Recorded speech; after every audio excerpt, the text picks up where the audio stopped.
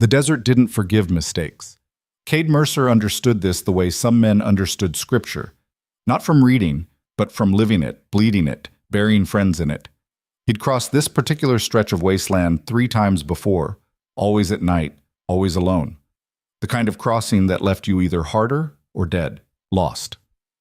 Crossing sat like a scab on the landscape, a trading post that existed because men needed somewhere to water horses and lie about where they'd been. The structure itself was an insult to architecture. Warped planks held together by spite and desert varnish, a roof that leaked more than it covered, and a sign so sun-bleached you couldn't read the name unless you already knew it. Cade approached on foot, leading his roan mare by the reins. The horse was tired but not spent, and he'd need her fresh if things went the way he suspected. 200 yards out, he stopped. The sun hung low and mean, turning everything the color of old blood. Wind pushed dust devils across the flats, and somewhere a hawk screamed, furious at the heat. Cade stood motionless, reading the scene the way a card sharp reads a deck. 4 horses tied outside. Maybe 5. One was blocked by the water trough. That was 3 more than usual for this time of day. His eyes moved to the roof. The access hatch, normally shut to keep the heat down, stood propped open. Someone would be up there, probably with a rifle. The windows were dark, but not empty. He could feel weight behind them, the particular quality of stillness that came from men holding their breath, waiting for a target to walk into range. Cade's face didn't change. He'd learned a long time ago that fear was just information, and information kept you alive. He adjusted his hat, checked the Colt at his hip, loosened the holster the way it needed to be, and started walking again. The mare nickered softly. He touched her neck, fingers light. "I know, girl," he said quietly. "I know." 24 hours earlier, he'd been 60 miles north, sleeping under a rock shelf that barely deserved the name shelter. He'd woken to find a piece of paper weighted down with a stone near his saddle. A wanted notice. His face stared back at him from the sketch, accurate enough to be dangerous, vague enough that he might slip past a lazy lawman. But it wasn't the image that caught his attention. It was the number beneath it, $5,000, dead or alive. Cade had folded the paper carefully, tucked it into his shirt pocket, and sat watching the sunrise while he worked through the implications. $5,000 wasn't law money. Sheriffs and marshals didn't have that kind of budget, not for a man whose only real crime was being hard to kill and harder to buy. This was private money, personal money, the kind of bounty that turned every gun hand and desperate fool within 300 miles into a hunter. He'd known then that Lost Crossing was compromised.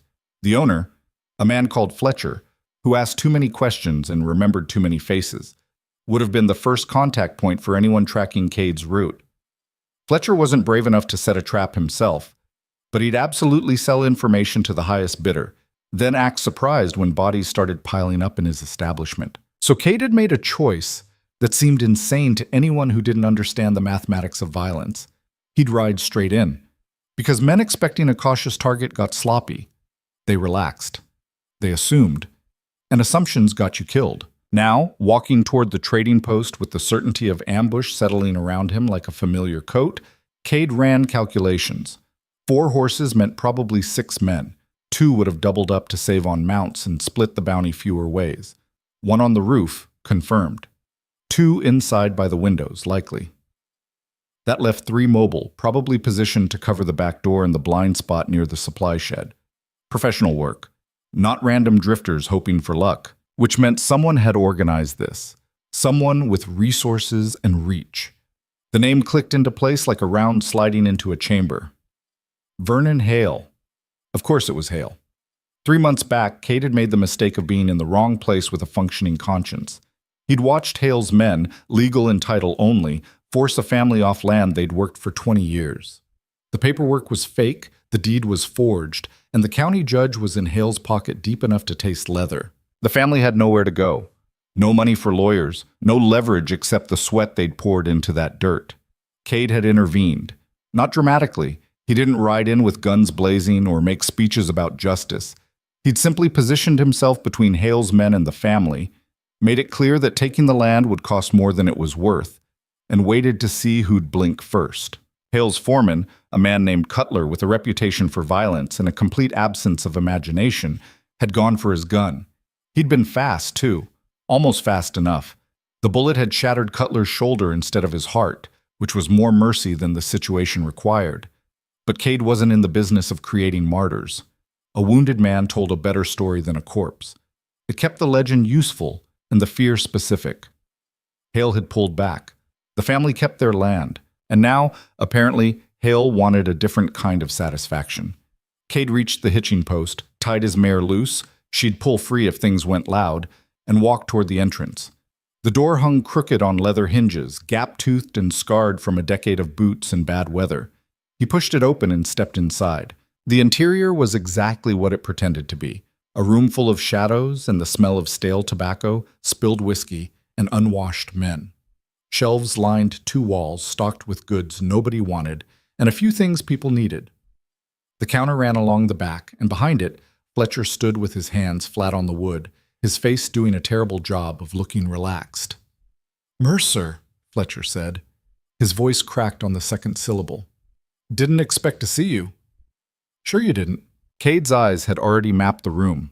2 men by the east window, trying to look casual and failing. One near the stove, hand hovering too close to his belt. Another at the corner table, pretending to clean his rifle, but really just keeping it ready. 4 visible, plus the roof. 5 confirmed. That left 1 unaccounted for. Back room, probably. Or outside near the well. Fletcher licked his lips. You need supplies? Information. I don't... The bounty, Cade said, cutting him off. Who placed it? Fletcher's eyes darted toward the man at the corner table, just for a second. But a second was enough. Cade shifted his weight slightly, angling so his back wasn't fully exposed to any one shooter. The movement looked natural, just a man settling into a conversation. But it put him in position to draw and fire in 3 directions without adjusting his stance. I don't know what you're talking about, Fletcher managed. Vernon Hale, Cade said. Not a question. He's paying you to set this up. How much did he offer? Mercer, I swear. How much? The silence stretched thin. Somewhere above them, floorboards creaked. The man on the roof shifting position. Fletcher's resolve crumbled like wet paper. 200, just for passing word when you came through. I'm not part of the rest of it. The rest of it being the 5 men waiting to collect $5,000 for putting me in the ground. 6, Fletcher whispered. There's 6. Cade nodded slowly. Where's the last one? Barn, covering the horses in case you rabbit. Smart. Trap the exit, control the escape route, force the target into a kill box with no good options.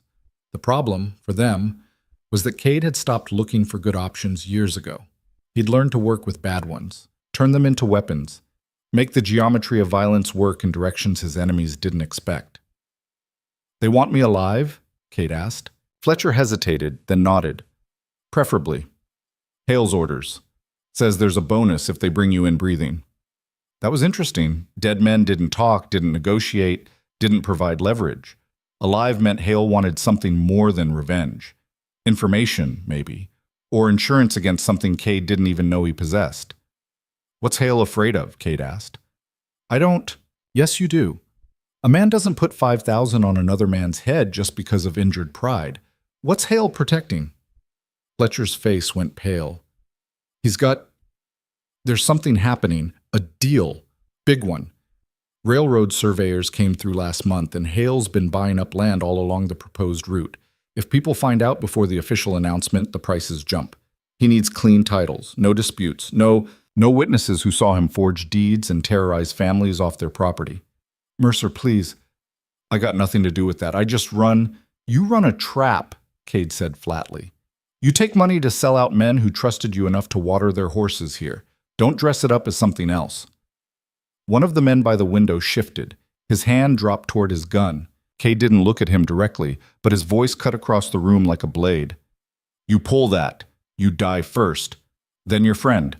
Then the man at the stove. I'll take the shoulder wound from whoever's on the roof, kill the one at the table, and probably bleed out before the 6th man makes it in from the barn. That's 5 corpses and 1 witness, and Hale gets nothing but a pile of bodies and no bounty. You want to be the first one in that pile, go ahead and finish the draw. The man's hand froze. Nobody breathed. Fletcher looked like he might vomit. Cade turned his attention back to him. Here's what happens next. You're going to tell these men that Hale's using them, that the bounty's real, but the information isn't, that I didn't come here by accident. I came here because this is where Hale wanted me, and when men go where Vernon Hale wants them, they end up as problems that need burying. That's not true. The bounty's good. Hale's got the money. Sure he does.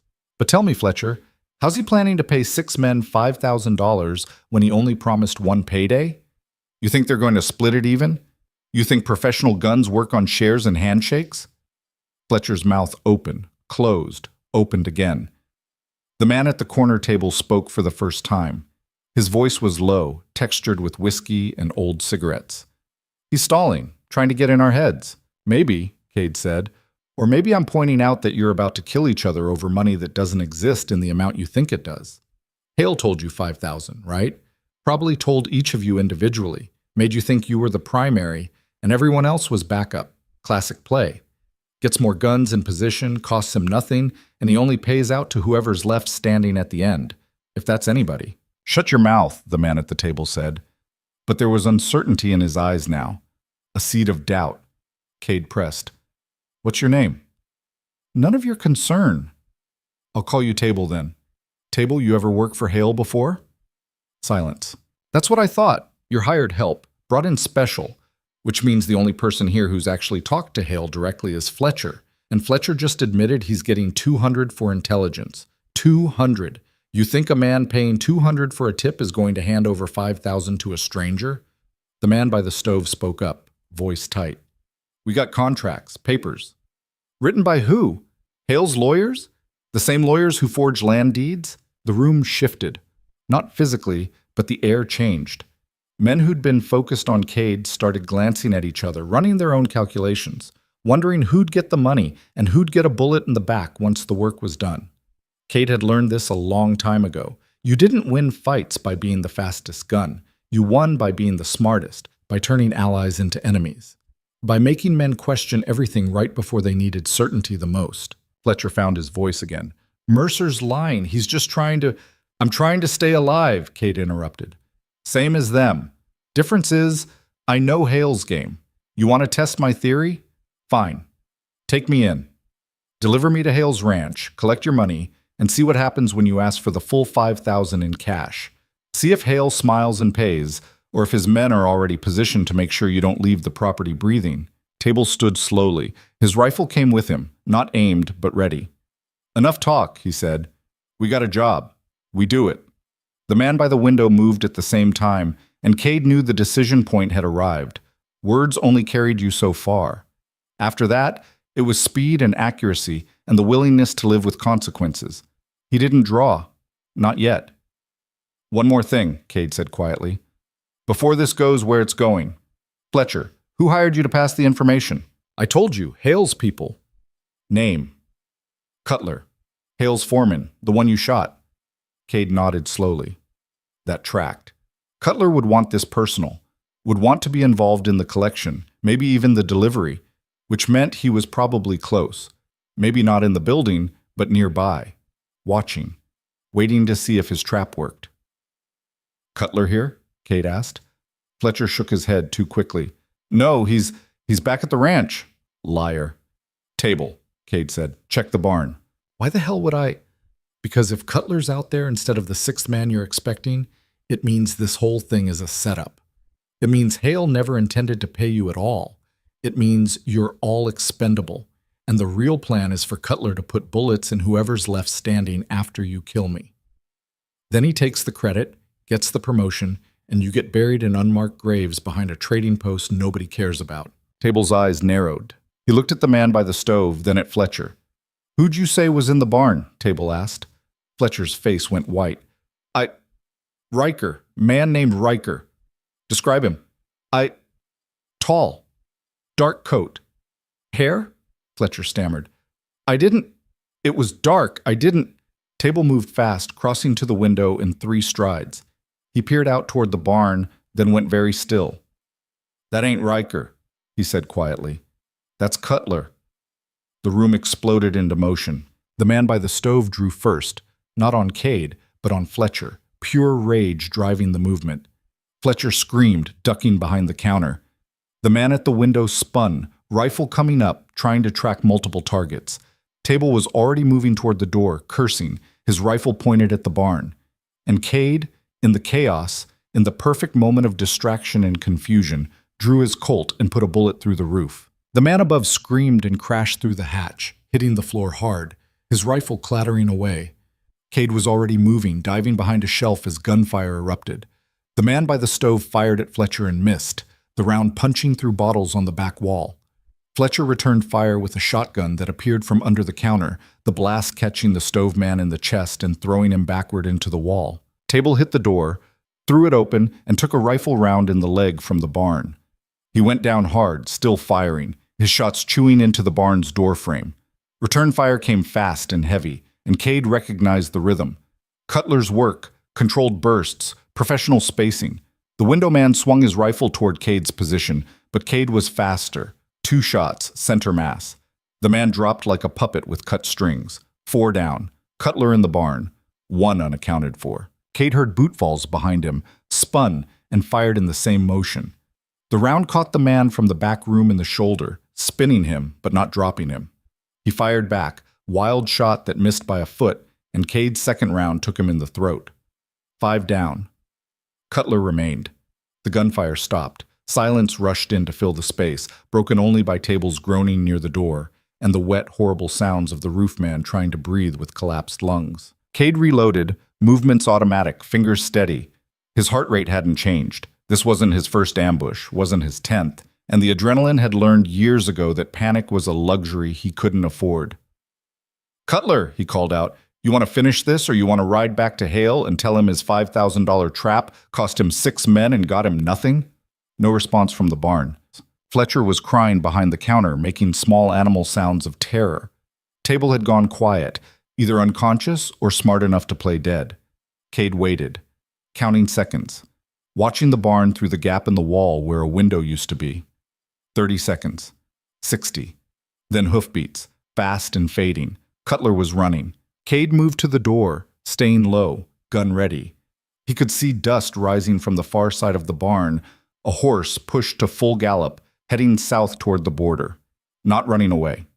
Running to report. Cade holstered his Colt and turned back to the carnage inside the trading post. 5 bodies, Fletcher still breathing, still crying. Table's leg was bleeding bad, tourniquet level bad, but he'd live if someone cared enough to help him. Cade didn't. He walked to the counter, grabbed a canteen and a box of ammunition, and dropped $2 silver on the blood-stained wood. "For the supplies," he said to Fletcher. Then he walked out, untied his mare, and swung into the saddle. The sun was climbing now, heat building toward something vicious. He turned the horse south, following Cutler's trail, reading the story written in hoofprints and desperate speed. This wasn't over. It was just starting, because Hale had made a critical mistake. He'd tried to trap Cade, tried to control the situation, tried to turn money and men into a solution. But Cade didn't solve the same way other men did. He didn't run, didn't hide, didn't wait for the next attack. He became the attack. And somewhere ahead, Cutler was riding toward Hale with news that would change everything. The trap had failed, the men were dead, and Cade Mercer was no longer the hunted. The mare moved into an easy lope, eating distance, following the trail south into territory where law meant nothing, and men settled disputes with guns and graves. Cade's face showed nothing, no anger, no satisfaction. Just the cold, focused expression of a man who'd made a decision and would see it through to whatever end waited on the other side of the border. The desert spread out before him, endless and unforgiving. He rode into it without hesitation. Behind him, Lost Crossing smoldered in the heat, another landmark of violence in a landscape built on blood and broken promises. Ahead, the real war was just beginning. The border was a line that existed on maps and nowhere else. Cade crossed it 3 hours after leaving Lost Crossing, marked only by a dried creek bed and a cairn of stones some optimistic surveyor had stacked decades ago. The rocks had tumbled, scattered by weather and indifference, and now they looked like broken teeth jutting from the earth. South of the line, things operated differently. Towns had names but no mayors. Justice was a personal matter settled with whatever tools you had handy. The kind of place where a man could disappear completely or build an empire, depending on how much violence he was willing to commit and how smart he was about committing it. Vernon Hale understood this geography intimately. Cutler's trail led straight through the wasteland, cutting across alkali flats that shimmered with heat devils and false water. The hoofprints were deep, uneven. A horse pushed too hard, rider not caring about the cost. Desperation tracks. The kind that said a man was more afraid of what was behind him than what lay ahead. Cade kept the mare to a sustainable pace. No point in killing a good horse to catch a bad man. Cutler wasn't going anywhere that mattered, and speed wasn't the advantage here. Patience was. The sun hammered down like a physical thing, turning the air thick and hostile. Cade's canteen was half empty by noon, and he rationed the water carefully, giving the mare most of it. She'd earned the priority. Without her, he was just another corpse waiting to happen in country that specialized in making corpses. By early afternoon, the landscape shifted. The flats gave way to broken terrain, arroyos cut deep by flash floods that came once a year and killed anything stupid enough to be in the way. Mesquite and creosote clung to existence in the draws, and occasionally Cade spotted the white bones of cattle or horses that had tried to cross during the wrong season. The trail turned east, following high ground, and Cade knew where Cutler was heading. Refuge. There was a town, generous word for it, about 15 miles south of the border. No official name, but people called it Crucible because it was where men either hardened or melted down to nothing. It was where Hale's kind did their business away from witnesses and legal complications, where men could be bought, sold, or buried without paperwork. Cutler would go there. Report to whoever Hale had positioned as his representative. Get instructions on the next move. And Cade would be waiting. The sun was angling toward evening when Cade spotted the first signs of settlement, smoke from cook fires rising thin and gray against the darker sky. He slowed the mare, scanning the terrain ahead. The town sat in a shallow basin, protected from wind but vulnerable to anyone with high ground and bad intentions. Cade didn't ride in directly. Instead, he circled wide, coming in from the east where the land rose slightly and gave him a view of the main street. He tied the mare in a stand of scraggly cottonwoods near a dried spring, checked his weapons, and moved in on foot. The town was exactly what he expected, a collection of structures that looked like they'd been assembled from the wreckage of better places. Adobe walls held together with hope and horse manure, corrugated metal roofs that sang in the wind and leaked in the rain, a saloon that doubled as a general store, a livery that smelled like death and hay in equal measure, and a scattering of shacks where people slept when they couldn't afford to drink anymore. Maybe 70 people on a good day. Twice that when the outlaws and gun runners came through to trade. Cade spotted Cutler's horse tied outside the saloon. The animal looked finished, head hanging low, flanks heaving. Cutler had run it nearly to death getting here. That kind of panic was useful information. It meant Cutler was scared enough to stop thinking clearly, and scared men made mistakes. Cade found a position on the roof of an abandoned supply shack, 20 yards from the saloon with clear lines of sight to the entrance. He settled in to wait, patient as stone, watching the flow of people and reading the rhythms of the town. An hour passed, then two. The sun touched the horizon, bleeding red across the desert, and men started emerging from wherever they'd been hiding from the heat. The saloon's doors opened and closed, voices drifting out along with the smell of cheap tequila and cheaper tobacco. Cutler appeared just as full dark settled in. He wasn't alone. 3 men walked with him, and Cade recognized the type immediately. Professional guns. Not the Lost Crossing variety, desperate men hoping for a score. These were the real thing, men who killed for wages and slept fine afterward.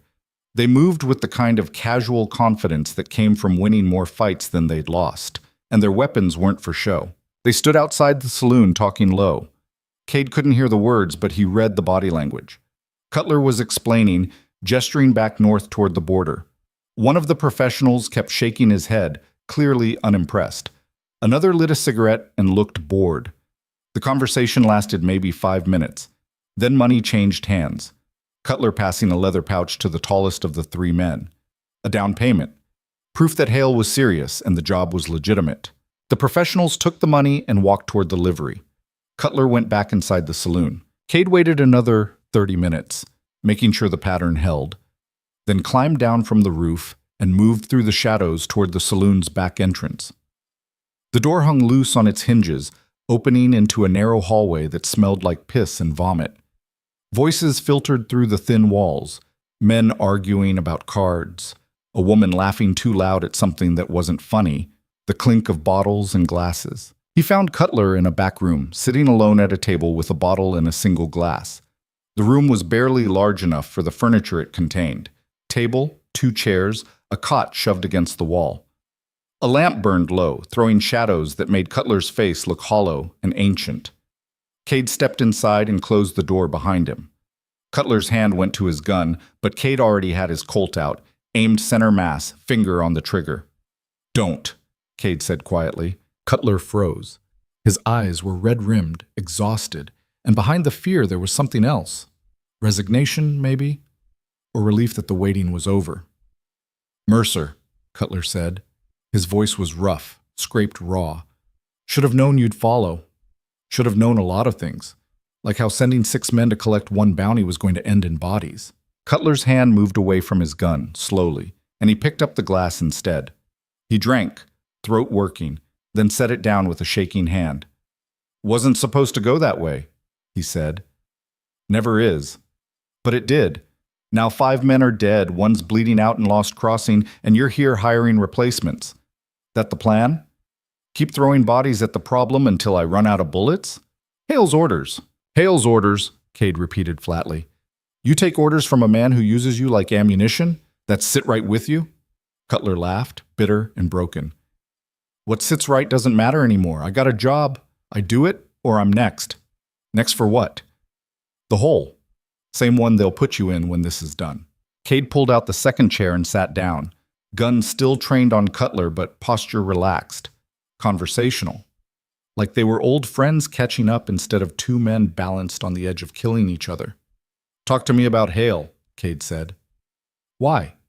You already know what he is. I know he's rich. I know he steals land. I know he's got judges and lawmen in his pocket. What I don't know is why he wants me alive badly enough to put 5,000 on my head with specific instructions not to kill me if it can be avoided." Cutler poured another drink, hands steadier now. He studied the glass like it contained answers instead of rot gut tequila. "You embarrassed him," Cutler said finally. "In front of people who matter, people he does business with. Word got around that some nobody drifter stood up to Vernon Hale and walked away intact. That's a problem. That's ego. Ego doesn't cost $5,000. It does when it threatens a deal worth 10 times that." There it was. The shape of the thing. Cade leaned forward slightly. "Fletcher mentioned a railroad." Cutler nodded. "Survey crews came through 2 months ago. Official route won't be announced for another 6 months. But Hale's got people inside. He knows where the line's going. He's been buying up every piece of land along the corridor, legally when he can, illegally when he can't. And if people find out the route before the announcement, prices jump, high enough that Hale loses money instead of making it. He needs clean titles, no disputes, no families claiming fraud, no witnesses who saw how he acquired the property. Witnesses like me.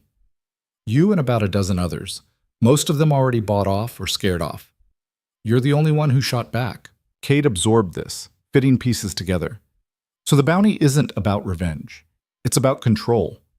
He needs me to disappear, but he needs it to look legitimate, legal. And if he can bring me in alive, he can make me sign something. A statement saying I was mistaken about what I saw, or a confession to crimes I didn't commit that discredits anything I might say later. Something like that. And if I don't cooperate?" Cutler's face went hard. "Then you disappear anyway. Just takes longer and hurts more." The room fell quiet except for the muffled noise from the saloon. Somewhere a woman was singing, off-key and sad, about a lover who'd left on a train and never came back. "Those 3 men you just hired," Cade said. "What'd you tell them?" "The truth.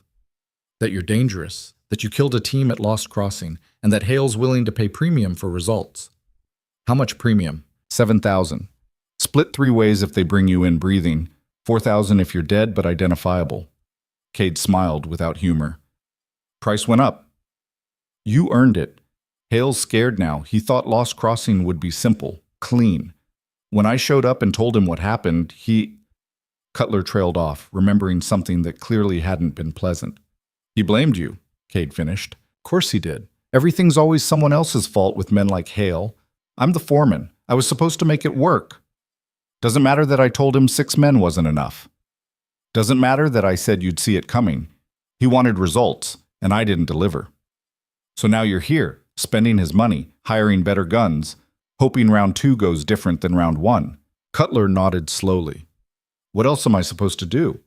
I ride back empty-handed again. He'll put a bullet in me himself. At least this way I got a chance. A chance to get more people killed. They're professionals. They know the risks. Do they know you're working for a man who won't pay if he doesn't have to? That Hale's whole strategy is to make people expendable? Cutler's jaw tightened. I told them the bounty's real. That's all they need to know. Cade studied him for a long moment, reading exhaustion and fear, and the particular kind of desperation that came from being trapped between bad options with no way out. You don't have to keep doing this, Cade said quietly. Cutler laughed again, sharper this time. What am I supposed to do? Walk away? Start over? I'm 43 years old, got a bullet in my shoulder that didn't heal right, and the only skill I got is hurting people for money. There's no walking away from that. There's just different bosses and different graves. There's telling the truth, testifying about the land fraud, giving a statement to a federal marshal about Hale's operation. And then what? Hale's got connections all the way to the territorial capital. He'd have me killed before I made it to a courtroom. Even if I survived long enough to testify, what do you think happens to a man who rats on Vernon Hale? I'd spend the rest of my life looking over my shoulder, waiting for the knife or the poison or the accident that ain't an accident. Better than dying for a man who sees you as a tool. Maybe, maybe not. At least this way I know the terms. Cade let the silence stretch, then stood. His gun never wavered. Those 3 professionals, he said. Where are they now? Livery, getting their horses ready. They'll ride out at first light, head north, try to pick up your trail. They won't find it, because I'm not running. Cutler's eyes widened slightly. You're going after Hale directly. Someone needs to, and it might as well be the man he's already paying $7,000 to catch. That's suicide. Hale's ranch is a fortress, 20 men minimum, all loyal, all armed. You won't make it past the front gate. Probably not, Cade agreed. But I'll make enough noise that people notice, that the railroad people notice. And when they start asking questions about why Vernon Hale is starting a private war over a drifter who embarrassed him, they're going to look closer at those land titles, at those forged deeds, at the families he terrorized. Cutler shook his head slowly. You're insane. Just practical. I can run, and he hunts me forever. Or I can make him the target, force him to react, turn his own strategy against him. It won't work. Maybe, but it'll be interesting finding out. Cade moved to the door, paused with his hand on the frame. Those professionals. You planning to tell them I was here? Cutler considered this question, turning it over. Finally, he shook his head. No. Figure you'll handle them yourself when the time comes. I'm done sending people to die. Good choice. Mercer, Cutler said as Cade opened the door. Why didn't you kill me? At Lost Crossing. You had the shot. Clean and easy. Why let me run? Cade glanced back. Because dead men can't deliver messages, and I needed Hale to know I was coming. He stepped into the hallway and disappeared into the shadows, leaving Cutler alone with his bottle and the weight of decisions he could never take back. Outside, the night had settled in completely. Stars burned overhead, distant and cold, providing just enough light to navigate by. Cade moved through the town like a ghost, avoiding the main street, keeping to the spaces between buildings where the darkness pooled thick and concealing. He found the livery without trouble. The 3 professionals were inside, exactly where Cutler had said they'd be, checking gear and discussing strategy in low voices. Cade positioned himself near a window, listening. Tracks north from Lost Crossing, one was saying. Follow them to wherever he's holed up. Can't have gone far on a tired horse. Assumes he's running, another replied. Cutler said this one doesn't follow standard patterns. They all run eventually, just a matter of pressure and patience. 7,000 says we don't have time for patience. Hale wants results fast. Then we work smart. Split up, cover more ground. First one who spots him signals the others. We converge, overwhelm him with numbers. Worked real well at Lost Crossing. Those weren't professionals. Those were desperate idiots who thought a bounty meant easy money. We know better. Cade had heard enough. He pulled back from the window, considering options. He could take them now, 3 shots, maybe 4 if one got lucky and found cover fast enough. But gunfire would wake the town, bring attention he didn't need, and complicate the larger plan forming in his mind. Better to let them go north, waste time chasing ghosts, while he went south to the real target. He returned to where he'd left the mare, checked her over, gave her the last of the water from his canteen. She nuzzled his shoulder, patient and trusting, and he felt the familiar pang of guilt that came from dragging an innocent animal into human violence. "Sorry, girl," he said quietly. "Few more days and this will be done. Then you can rest proper." The mare snorted softly, unconvinced. Cade swung into the saddle and turned south, away from the border, deeper into territory where Hale's influence ran strongest. The land opened up gradually, the broken terrain giving way to rolling hills covered in tough grass and scattered juniper. This was cattle country when the rain cooperated, and worthless dust when it didn't. Hale's ranch lay another 40 miles south, positioned strategically near a river that ran year-round. Good water meant good grass, meant good cattle, meant money and power. Simple mathematics that Hale had turned into an empire. Cade rode through the night, pushing the mare harder than he liked but needing distance and position before sunrise. By dawn, he'd covered 20 miles and found a position in the hills overlooking the river valley. He spent the day watching the ranch through a small brass telescope he'd taken off a dead Army scout 3 years back. The property sprawled across maybe 2,000 acres, with the main house sitting on high ground like a castle. Barns, corrals, bunkhouses, all arranged with defensive thinking. A man could hold that position against significant force if he had enough guns and ammunition. Hale had both. Cade counted movement, tracked patterns, identified weak points. The hands worked in shifts, which meant someone was always awake and armed. Guards rotated through positions that covered all approaches. Supply wagons came and went on a schedule that suggested organization and preparation. This wasn't just a ranch, it was a command center. As afternoon bled toward evening, Cade spotted something interesting. A rider came in from the north, not one of the ranch hands, someone else. Dressed too well, horse too expensive. He went directly to the main house, stayed for maybe an hour, then rode out again heading east. A visitor. Someone important enough to meet with Hale personally. Cade filed the information away and continued watching. Knowledge was ammunition, and he was loading up for a war he knew he couldn't win by traditional means. Night fell again, and Cade made his way closer, leaving the mare hidden in a draw with enough grass and water to keep her comfortable.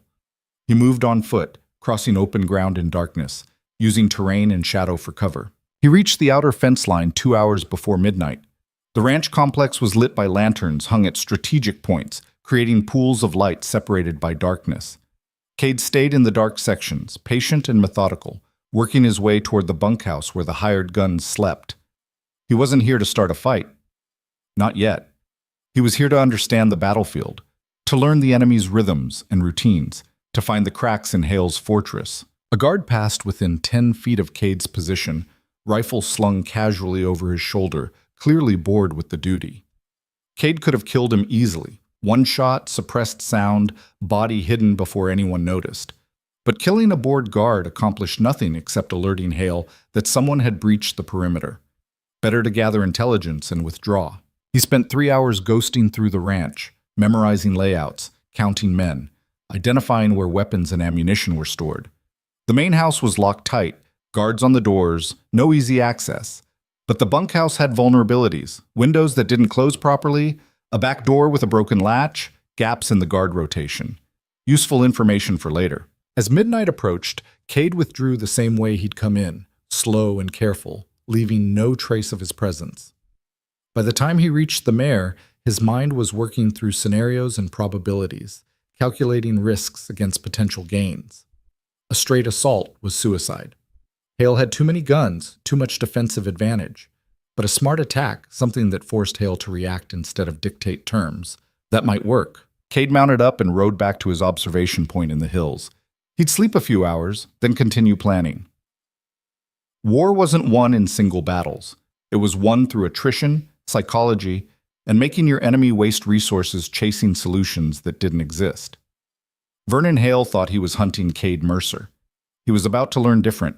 The next morning brought clouds. Rare this time of year, probably wouldn't amount to rain, but at least they cut the brutal edge off the sun. Cade used the diffused light to survey the eastern approach to the ranch, the direction that visitor had ridden yesterday. A road, barely more than a track, wound through the hills toward what looked like another property in the distance.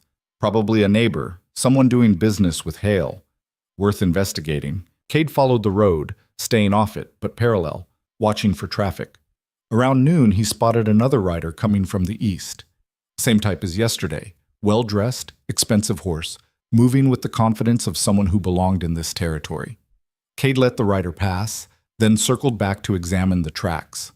Fresh, purposeful, heading straight to Hale's ranch. 2 visitors in 2 days, both from the same direction.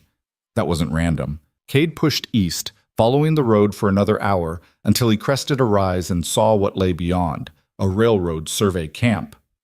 Tents arranged in neat rows, equipment stacked in organized piles, men moving with the efficiency of a military operation. At the center, a larger tent flew a flag, some company logo Cade didn't recognize. This was it, the source. The railroad people Hale was working with, feeding information to, probably paying for advance notice on route decisions. Cade dismounted and watched from cover.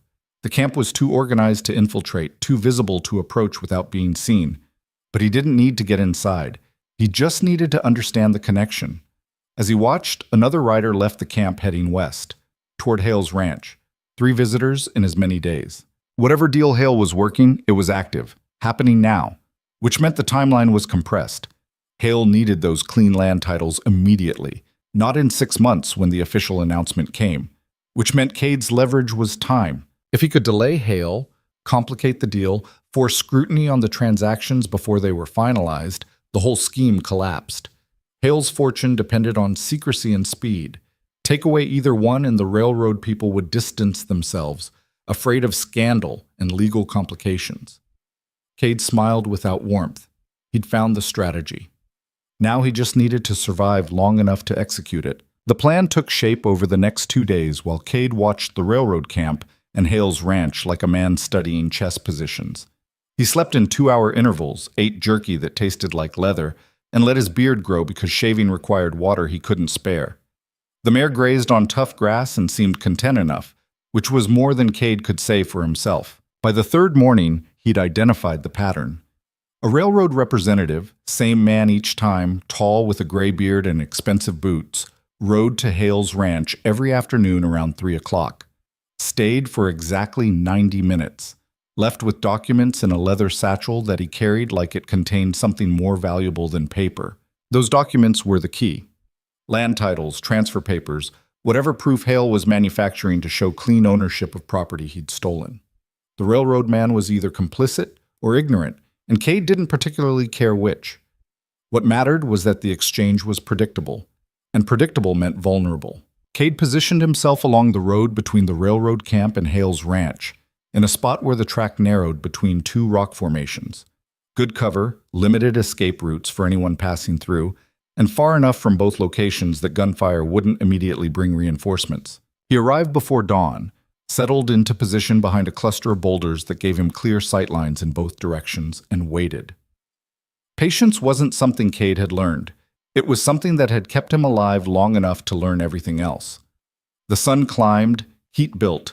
A lizard investigated Cade's boot, decided he wasn't food or threat, and moved on to more interesting rocks. At 2:45, dust rose in the east. The railroad man, right on schedule. Cade checked his Colt, made sure the rounds were seated properly, then stood and walked into the middle of the road. No cover, no concealment. Just a man standing in the open like he had every right to be there. The rider spotted him from 100 yards out and slowed.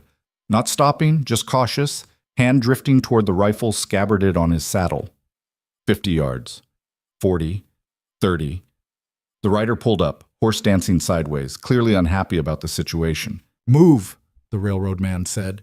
His voice carried the particular authority of someone used to being obeyed. "You're blocking the road." "I know," Cade said. "Then move, or I'll move you."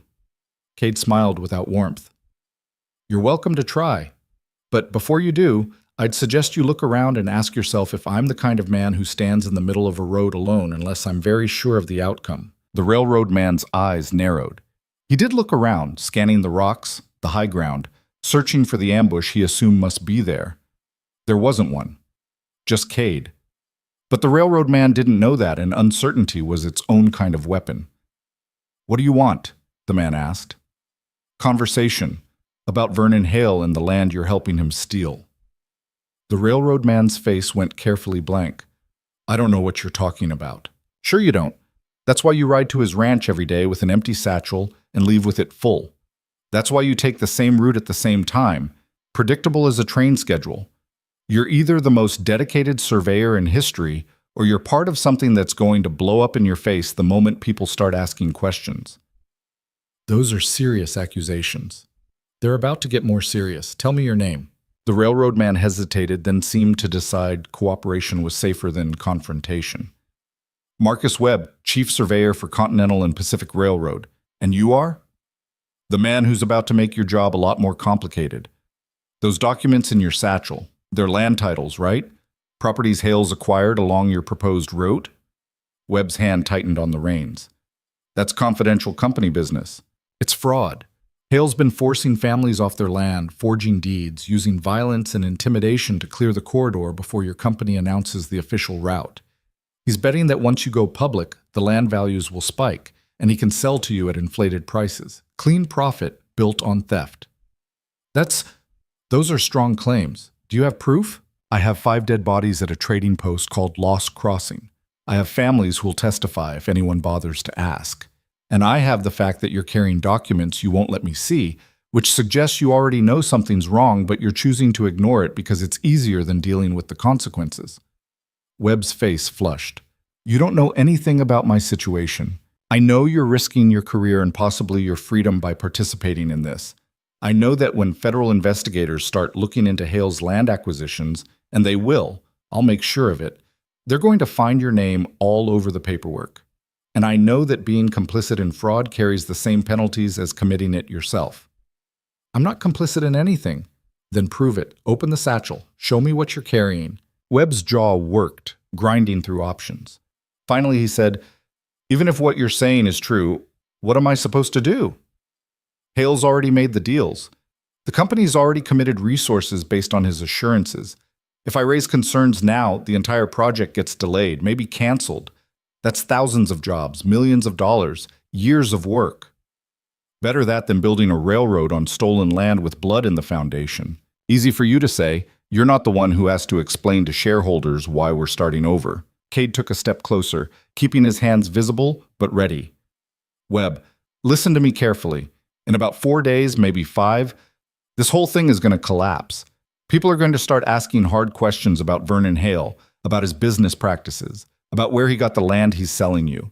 When that happens, you can be the man who blew the whistle and saved the company from catastrophic embarrassment, or you can be the man who helped cover it up. Your choice, but choose fast because the window's closing." Webb stared at him, reading Cade's face, trying to determine if this was a bluff or a promise. "Who are you?" Webb asked finally. "Just a drifter who got in Hale's way. Name's Cade Mercer, if that matters." Recognition flashed across Webb's face. "You're the one with the bounty, $5,000. $7,000 now. Price went up after I killed the first team he sent."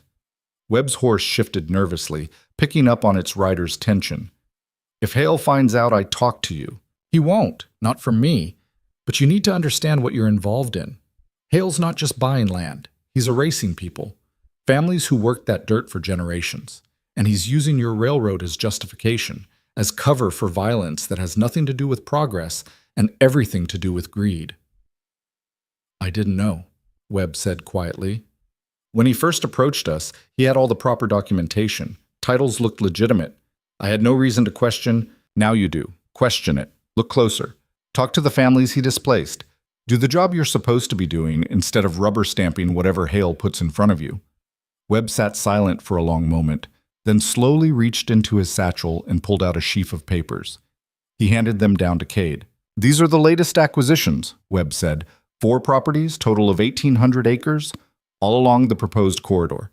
Hale says the previous owners sold willingly, took fair prices, moved on to better opportunities. Cade scanned the documents. The names jumped out at him immediately. Families he recognized, people he'd seen run off their land at gunpoint. The signatures looked authentic, But Cade had seen enough forged paper to know the difference between legitimate consent and manufactured compliance. This one, Cade said, pointing to a deed signed by a man named Thomas Garrett. Garrett's dead. Killed in what Hale's people called an accident. Horse threw him, broke his neck. Convenient timing, 2 days after he refused to sell. And this signature? It's dated 3 days after he was buried. Webb's face went pale. That can't be right. Check it yourself. Garrett's buried in the cemetery outside a town called Redemption. Grave marker has the date. Compare it to the deed. If what you're saying is true, it is true. And it's just one example. The others are variations on the same theme. Hale finds out the route, buys the land by any means necessary, then sells it to you at premium prices because you're on a deadline and can't afford delays. He's playing you the same way he's playing everyone else. Webb took the documents back, hands shaking slightly. I need to verify this. Talk to my superiors. We have protocols for... Your protocols won't stop Hale from killing more people. Your protocols move at the speed of paperwork while he moves at the speed of violence. If you want to actually help, you need to act now.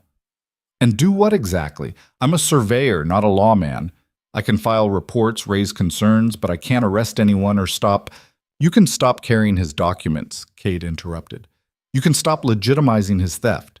You can go back to your camp right now and tell your supervisors that there are serious questions about title validity, that you need to suspend all transactions with Hale pending investigation.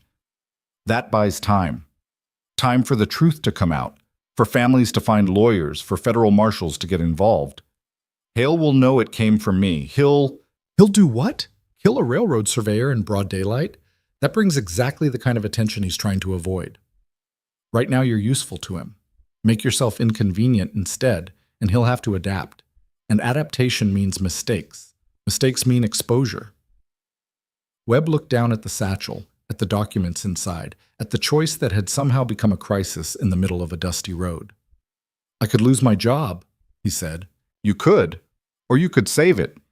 Depends on how your company reacts when they realize you protected them from a fraud scandal.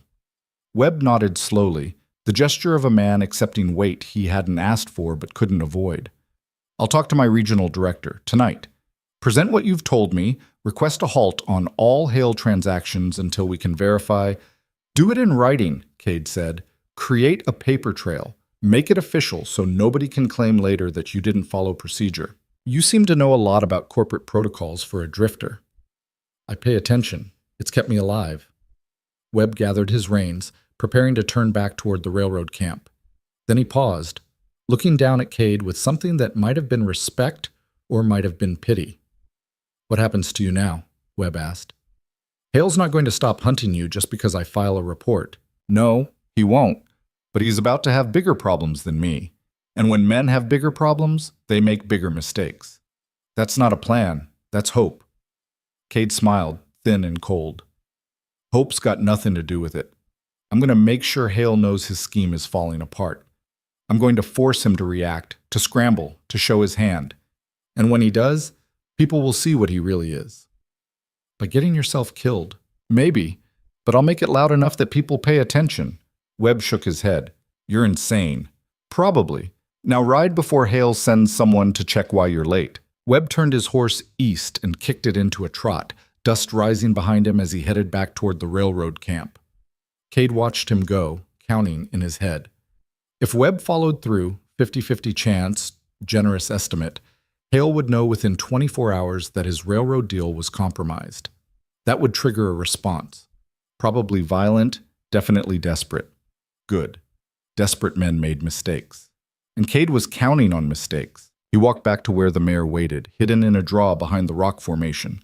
The horse lifted her head, ears forward, and Cade scratched her neck absently while his mind worked through next steps. Webb had been the first pressure point. Now Cade needed to hit the second one, the place where Hale would feel it most directly. The ranch. Not an assault. He wasn't suicidal, just pragmatic. But a message. Something that made it clear Hale's fortress wasn't as secure as he thought, that his control was slipping, that the hunter had become the hunted. Cade mounted up and turned south, back toward Hale's property. The sun was angling toward afternoon, shadows stretching long and dark across the landscape. Perfect timing for what came next. He reached the hills overlooking the ranch just as the day shift was rotating. Guards changing positions, men heading to the bunkhouse for meals, a brief window where attention was divided and routines were disrupted. Cade left the mare in the same draw as before and moved in on foot, carrying only his colt and a small canvas bag he'd prepared that morning. Inside the bag, 3 bottles of lamp oil, strips of cloth, and matches wrapped in waxed paper. Simple tools, effective when used correctly. He circled wide, approaching from the west where the ground dropped away toward a dry creek bed. The route kept him below the sight lines from the main house, and the rocks provided cover when he needed to pause and verify guard positions. The target was a storage barn at the edge of the property, away from the main structures but clearly important based on the lock on the door and the wagon tracks leading to it. Probably where Hale kept supplies, equipment, maybe weapons or ammunition. Burning it wouldn't cripple the operation, but it would send a message. Nowhere was safe, nothing was protected, and the man you're hunting is inside your defenses whenever he wants to be. Cade reached the barn without incident, picked the lock in 30 seconds. The mechanism was cheap, designed more for show than security, and slipped inside. The interior was dim, dusty, and packed with exactly what he'd expected. Crates of ammunition stacked along one wall, saddles and tack hanging from pegs, barrels of grain for the horses. And in the back corner, something unexpected. Wooden crates stamped with railroad company logos. Cade moved closer, pried one open with his knife. Inside, surveying equipment, maps, documentation. The kind of materials that would be stored somewhere secure if the transaction was legitimate, and hidden on a remote ranch if it wasn't. More evidence. More proof that Hale and the railroad were working together in ways that wouldn't survive legal scrutiny. Cade closed the crate, left it in place, and set about arranging his fire. He splashed oil on the grain barrels first. They'd burn hot and spread flames fast. Then he soaked the cloth strips, stuffed them into the bottles, and positioned them strategically around the barn's interior. The trick wasn't just starting the fire. It was starting it in a way that gave him time to escape before anyone noticed, but fast enough that by the time they responded, the damage was done. He lit the first bottle, watched the flame catch and spread, then moved quickly to the second and third positions. The fire took hold eagerly, feeding on dry wood and lamp oil, growing from small flames to serious heat in less than a minute. Cade was already moving, slipping out the door, closing it behind him to contain the fire temporarily. By the time someone spotted the smoke, he'd be gone, and by the time they organized a response, the barn would be too far gone to save. He made it 50 yards before the shouting started. Men poured out of the bunkhouse, pointing at smoke rising from the barn's roof. Someone rang a bell, harsh and insistent. More men appeared, running with buckets, organizing a water line from the nearest well. Cade kept moving, steady and controlled, resisting the urge to run. Running drew eyes. A man walking with purpose through chaos was invisible, just another body trying to help. He reached the creek bed, dropped into cover, and allowed himself a glance back. The barn was fully involved now, flames punching through the roof, heat warping the air above it. Men were throwing water on adjacent structures, trying to prevent the fire from spreading, but the barn itself was lost.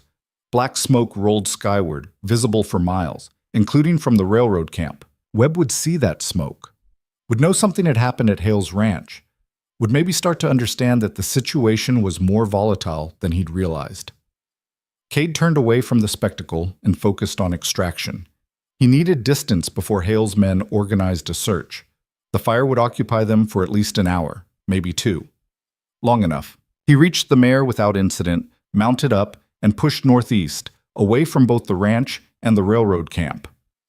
The land rose into rougher terrain, hills and ravines that would hide his trail and slow any pursuit.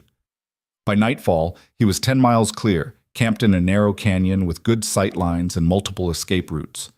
He didn't risk a fire. The smoke from Hale's barn was enough announcement for one day. So he ate cold jerky and thought through what came next. Webb would file his report tonight or tomorrow. That would reach Hale within a day or two through whatever back channels he had into the railroad company. The barn fire would reach him immediately, carried by the smoke and the panic. 2 hits in one day. 2 messages that his control was breaking, that his plans were compromised, that the man he was hunting him back. Hale would respond. Had to respond. His whole strategy depended on projecting strength, maintaining the illusion that he was untouchable. Cade had just shattered that illusion publicly. The response would be violent, overwhelming, and probably stupid. Cade was counting on stupid. He slept in shifts, waking every 2 hours to check the perimeter, listening for hoofbeats or voices that would signal pursuit. But the night stayed quiet except for coyotes arguing in the distance and wind moving through the canyon like whispered warnings. Morning came gray and cold, clouds building in the west with the promise of rain that probably wouldn't materialize. Cade chewed more jerky, gave the mare the last of the water from a small seep he'd found, and climbed to high ground to survey the landscape. No dust plumes, no search parties visible. Either Hale was being patient, unlikely, or he was organizing something bigger than a standard manhunt. By mid-morning, Cade had his answer. Riders appeared from the south, moving in formation. Not the scattered pursuit of desperate men hoping for bounty money. This was organized, military and precision. 12 men, maybe 15, working in coordinated groups to sweep the terrain. Professionals. The kind Cutler had hired in Crucible, or others like them. Hale had escalated. Cade watched them work, reading their tactics, identifying their leader, a man who rode slightly ahead, directing the sweep with hand signals. They were good. Experienced. The kind of men who'd hunted other men before and knew how to do it efficiently. But they were also following predictable patterns, searching in expanding circles from Hale's ranch, assuming their target had fled and would be found through persistence and superior numbers. They were wrong on both counts. Cade wasn't fleeing, and numbers didn't matter if you could turn them against themselves. He spent the rest of the day ghosting ahead of the search parties, staying just out of sight, leaving occasional false trails that would waste their time and effort. A boot print in soft ground leading the wrong direction. A torn piece of cloth caught on mesquite. A cold campsite arranged to look like someone had left in a hurry. Breadcrumbs leading nowhere. By evening, the searchers were scattered, frustrated, following trails that contradicted each other. Cade heard them arguing at one point, voices carrying across the empty land, debating which direction to commit to. Division. Uncertainty. The first cracks in their coordination. As darkness fell, Cade doubled back, circling wide to approach their camp from the north. They'd made the classic mistake of assuming safety in numbers, building a fire big enough to see from miles away, posting guards who were more focused on staying warm than watching the darkness. Cade moved to within 100 yards of the camp and settled in to listen. The conversation was instructive. The leader, a man called Vane, professional gun with a reputation Cade vaguely recognized, was laying out tomorrow's strategy. More systematic search, tighter grid pattern, pressure from multiple directions to force the target into a kill box. Smart tactics, if the target was running. Vane continued, Hale wants this finished. He's paying double if we bring Mercer in by week's end, triple if it's alive. One of the other men laughed, harsh and bitter. Alive. Right. Because that worked so well at Lost Crossing. Lost Crossing was amateurs, Vane said. We're not. Doesn't matter how professional we are if we can't find him. Man's like smoke. Soon as you think you got him pinned, he's somewhere else. Then we stop trying to pin him. We force him to come to us. How? Vane paused, and Cade could imagine him smiling in the firelight. Hale's got leverage, the families Mercer tried to protect. We put pressure there. Word gets to Mercer, he comes running to play hero again. Then we take him. Silence from the other men, the kind that said they understood the implications and weren't entirely comfortable with them. Finally, someone said, You talking about using civilians as bait? I'm talking about doing whatever it takes to finish the job. Hale's paying for results, not methods. You got a problem with that, there's the door. Well, the desert, same thing. No one argued. Mercenaries rarely did when the money was good and the orders were clear. Cade had heard enough. He withdrew as silently as he'd arrived, mind already working through the new information. Vane was smart, ruthless, and willing to target innocents to achieve his objective. That made him dangerous, but also predictable. Men who relied on brutality tended to overlook subtle approaches. And Cade specialized in subtle. He spent that night moving fast, putting miles between himself and the search parties. By dawn, he was back near the border, approaching the town where the families Hale had displaced were now trying to rebuild their lives. Redemption. Ironic name for a place where people came after losing everything. Cade rode in at midday, dust-covered and exhausted, leading a horse that was one day away from lame. He found the church. Every town had one, whether the building was official or just a tent with a cross, and asked for Thomas Garrett's widow. The woman who answered the description was in her 40s, weathered by sun and hardship, eyes that had seen too much loss. She was hanging laundry behind a small house that looked like it might collapse in a strong wind. "Mrs. Garrett?" Cade said, removing his hat. She turned, cautious but not afraid. "Who's asking?" "Name's Cade Mercer. I knew your husband briefly. I'm sorry for your loss." Her face hardened. "You're the one Hale's hunting, the one with the bounty." "Yes, ma'am." "Then you should leave. Bringing trouble here is the last thing these people need." "I understand, but I need to warn you. Hale's men are planning to use you and the other families as leverage against me. They think I'll come running to protect you, and they'll be waiting with guns." Mrs. Garrett's hands stilled on the laundry. "When?" "Soon. Maybe today, maybe tomorrow, but it's coming. And you're telling us this because you deserve to know, and because I need you to not be here when they arrive." She studied him for a long moment. "Where are we supposed to go? We got nothing. No money, no property. Nowhere that'll take in a dozen families running from Vernon Hale. There's a railroad camp 15 miles east. Surveyor named Marcus Webb. Tell him I sent you. Tell him you're the families Hale displaced, and you need temporary shelter while the land titles get sorted out. He'll help." "Why would he do that?" "Because I gave him information that's about to destroy Hale's railroad deal. Because he's complicit in what happened to you whether he knew it or not. And he's looking for ways to make it right. And because if he doesn't help, I'll make sure his company knows he turned away witnesses to fraud." Mrs. Garrett almost smiled. "You blackmailing a railroad surveyor on our behalf?" Strongly encouraging, there's a difference. This time she did smile, small and sad. "Thomas would have liked you. He always said the world needed more people willing to stand up when standing up cost something. Your husband was a good man. What Hale did to him was murder, no matter what the paperwork says. I know, but knowing doesn't bring him back." "No, but it might bring Hale down, if we do this right." Mrs. Garrett looked at the laundry, at the house that wasn't hers, at the life that had been stolen and replaced with this pale imitation. "I'll talk to the others," she said finally. "Get them moving. How much time do we have?" "Not much. Pack light, move fast, and don't tell anyone where you're going except the people who need to know." She nodded, already turning toward the house, calling names, organizing the evacuation with the efficiency of someone who'd learned to survive by adapting quickly. Cade watched her work for a moment, then mounted up and rode out of town the same way he'd arrived. He'd done what he could.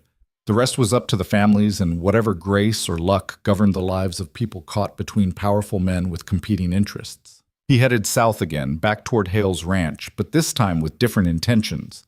It was time to stop dancing around the edges.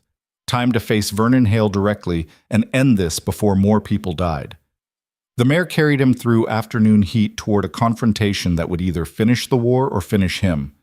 Cade didn't particularly care which. He just wanted it done. The ride back toward Hale's territory felt different this time. Not because the landscape had changed, the same rocks, the same dead earth, the same heat pressing down like a physical weight. Different because Cade was done being reactive, done waiting for the next attack, the next ambush, the next team of hired guns trying to collect bounty money. He'd spent his entire adult life reading situations, calculating odds, choosing when to fight, and when to disappear. It was how you survived in country, where the wrong choice meant a shallow grave and nobody asking questions. But survival wasn't the same as living, and Cade was tired of the mathematics that kept him breathing but never let him rest. The mayor sensed his mood, ears swiveling nervously, picking up tension in his posture. He touched her neck, gentle reassurance, though he wasn't sure he believed it himself. "Easy, girl, just a bit more." The sun was dropping toward the western horizon when Cade spotted the dust. Not from Hale's ranch, too far east for that. This was coming from the direction of Crucible, multiple riders moving with purpose. He found cover in a dry wash and watched them pass. 6 men, heavily armed, led by someone Cade recognized even at distance. Silas Vane. So Vane had pulled his search teams back, regrouped, and was now heading somewhere specific. Probably toward redemption, expecting to find the families Hale wanted to use as leverage. Except the families weren't there anymore. Cade smiled grimly. Vane was riding into an empty trap, which would accomplish 2 things: waste his time and make him angry. Angry men made mistakes, and Vane struck Cade as the type whose professionalism evaporated when his plans fell apart. Useful information. Cade waited until the riders disappeared east, then continued south. The direct approach would get him killed. Hale's ranch was still fortified, still crawling with guards who'd been put on high alert after the barn fire. But Cade wasn't planning a frontal assault, he was planning something smarter. The town of Crucible sat quiet in the evening light when Cade rode in 2 hours later. Same collection of buildings that looked temporary even though they'd been standing for years. Same tired horses tied outside the saloon. Same sense that this was a place people passed through on their way to somewhere worse. Cade tied his mare near the livery, not too close, in case he needed to leave fast, and walked toward the saloon's back entrance. The place was half full, men drinking away wages they'd earned doing jobs they wouldn't discuss. The bartender was a different face than last time, but the suspicious look was identical. Cade ordered whiskey he didn't plan to drink and found a corner table where he could watch the room. He wasn't here for information this time. He was here to be seen. It took 20 minutes. A man Cade didn't recognize approached the table, moving carefully, hands visible. Young, maybe 25, with the kind of face that hadn't decided yet if it was going to settle into hardness or maintain some scrap of softness. "You're Mercer," the man said. Not a question. "That a problem?" "Depends. You looking for trouble or trying to avoid it?" "Neither. I'm looking for someone who can carry a message." The young man's eyes narrowed. "Message to who?" "Vernon Hale." A ripple went through the nearby tables. Men who'd been pretending not to listen suddenly found their drinks very interesting. The young man's hand drifted toward his belt, then stopped when he saw Cade's complete lack of reaction. "You got a death wish?" the young man asked. "Maybe. But right now I've got words Hale needs to hear, and I need someone to deliver them who won't get shot on sight. You work for him?" "I work for whoever's paying. Right now that's nobody." "Then you're perfect. $5 to ride to Hale's ranch and deliver a verbal message. Yes or no?" The young man considered, weighing risk against reward.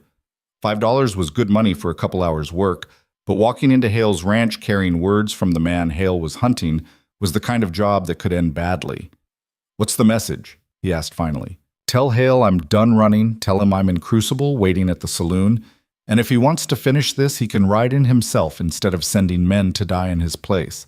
Tell him I know about the railroad deal, about the forged deeds, about all of it. And tell him that by tomorrow morning, every federal marshal within 100 miles will know it too, unless he comes here and talks to me face to face." The young man's eyebrows climbed. You're asking him to ride into a trap. I'm asking him to have a conversation. What happens after depends on whether he's smart enough to realize his options are shrinking. He'll bring men, a lot of them. I expect he will. That's his choice. My offer stands either way. The young man shook his head slowly. "You're insane. You're the third person to tell me that this week. Doesn't make it less true. You want the $5 or not?" Money appeared on this table. The young man looked at it, looked at Cade, then took the coins and stood. "If Hale kills me for bringing this message, I'm haunting you," he said. "Fair enough." The young man left and Cade settled in to wait. The whiskey sat untouched in front of him, amber liquid catching lamplight. Around him, the saloon's population slowly thinned as word spread that Cade Mercer was sitting in the corner issuing challenges to Vernon Hale. People who'd been drinking found sudden reasons to be elsewhere. The bartender approached, nervous energy rolling off him like steam. "You need to leave," he said quietly. "This place can't handle whatever's about to happen. Then close early, send everyone home, because I'm not moving. Hale will burn this building down with you in it." "Maybe, but probably not. Fire's too obvious, too public. He's trying to maintain the image of a legitimate businessman. Can't do that if he's torching saloons in front of witnesses." The bartender looked like he wanted to argue, then just walked away muttering about insurance and repairs. Within 15 minutes, the saloon was empty except for Cade and one old man too drunk to understand he should be scared. Cade sat in the silence, listening to his own breathing, feeling the weight of the Colt at his hip. This was the opposite of every tactical decision he'd made for years. Instead of staying mobile, he'd planted himself in a fixed position. Instead of maintaining the advantage of surprise, he'd announced his location. Instead of controlling the engagement, he'd handed that control to his enemy. It violated every survival instinct he'd cultivated. But survival instinct was what kept men running forever, always reactive, always one step ahead of the next threat. And Cade was done running. 2 hours passed. The drunk finally stumbled out into the night, leaving Cade completely alone. The bartender had locked the front door and disappeared through the back, probably to whatever hole he crawled into when trouble came calling. Lamplight flickered, shadows dancing on walls that had absorbed decades of violence and desperation. Cade's hand stayed relaxed on the table, but his mind was mapping the room, counting angles, identifying cover positions, calculating how many men he could drop before they overwhelmed him. The answer was not enough, not if Hale came with his full force. But that wasn't the point. The point was to force Hale out from behind his walls, to make him vulnerable, to create a situation where all the money and hired guns couldn't protect him from scrutiny. Hoofbeats outside, multiple horses, moving slow and cautious. Cade didn't move, didn't reach for his gun, just waited. The front door rattled, locked, then heavy footsteps around the side toward the back entrance. Voices conferring, making decisions. The back door opened. Vernon Hale walked in, flanked by 4 men with rifles. Hale himself was unarmed, at least visibly, dressed like he was attending a business meeting instead of confronting the man who'd been dismantling his empire piece by piece. Expensive suit, polished boots, silver hair swept back from a face that looked more like a banker than a land thief. He was shorter than Cade expected. Maybe 5'8", compact build, the kind of man who'd learned early that physical presence mattered less than the ability to make other men do violence on your behalf. "Mercer," Hale said, his voice carrying the smooth confidence of someone used to being the most powerful person in any room. "You're either very brave or very stupid. I haven't decided which." "Could be both," Cade said. "Sit down. Send your men outside. This conversation doesn't need an audience." Hale's smile was thin and cold. "You don't give me orders." "I'm not ordering. I'm suggesting.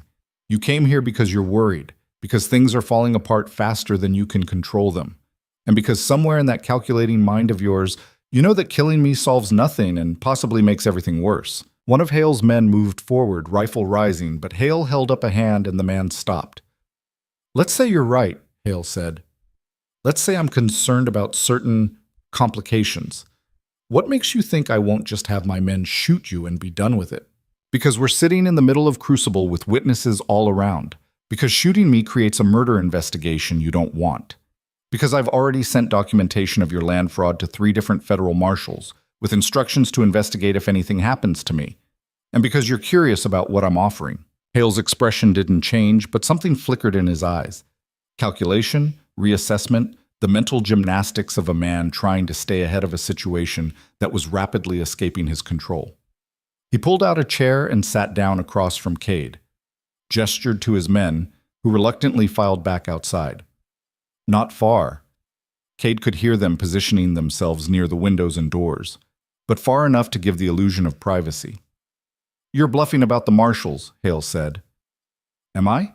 If you'd actually sent evidence, they'd already be crawling over my property. You're using the threat to buy time." "Maybe. Or maybe they're waiting to see if I turn up dead, which would prove conspiracy and turn a fraud case into a murder investigation. Federal marshals move slow, but they move certain. And once they start, they don't stop until someone's in prison or a grave." Hale leaned back, studying Cade with the intensity of a man trying to find the weakness in a business rival's proposal. "What do you want?" "I want you to stop. Cease all land acquisitions. Return the properties you stole to the families you displaced. Provide fair compensation for the ones who've already moved on. And walk away from the railroad deal before it destroys what's left of your reputation." Hale laughed, short and sharp. "That's what you want? For me to just give up everything I've built? I want you to stop building on corpses and stolen land. There's a difference. You're a fool. This is business. People get displaced during progress. It's unfortunate, but it's necessary." Thomas Garrett wasn't displaced. He was murdered. His deed was forged 3 days after he was buried. That's not business, Hale. That's crime. For the first time, real anger crossed Hale's face. "You don't know anything about the necessities of building something larger than yourself. That railroad will bring jobs, commerce, civilization to a territory that desperately needs it. A few individuals suffering minor inconvenience is acceptable cost.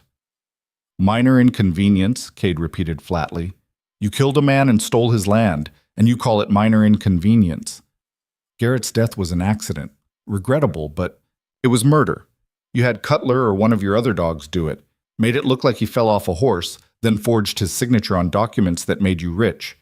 And you're telling yourself it was necessary because you can't face what you actually are.